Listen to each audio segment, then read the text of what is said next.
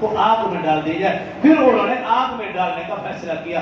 عرض کرنے کا مقصد یہ سارے انبیاء کرام نے جس چیز کی سب سے پہلے دعوت دی وہ عقیدہ توحید ہے، اور یہ سب سے بنیادی عقیدہ ہے جس کا عقیدہ توحید درست، تمام عقائد درست، عقیدہ توحید درست، تمام اعمال درست۔ اگر خدا نہ خواستہ عقیدہ توحید میں کمی رہ گئی تو یقین کر لیجئے تمام عقائد میں کمی ہے، تمام اعمال میں کمی ہے۔ جو کہا سنا اللہ مجھے اور آپ کو عمل کی توفیق دے۔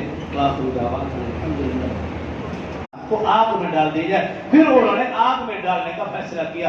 عرض کرنے کا مقصد یہ سارے انبیاء کرام نے جس چیز کی سب سے پہلے دعوت دی وہ عقیدہ توحید ہے، اور یہ سب سے بنیادی عقیدہ ہے جس کا عقیدہ توحید درست، تمام عقائد درست، عقیدہ توحید درست، تمام اعمال درست۔ اگر خدا نہ خواستہ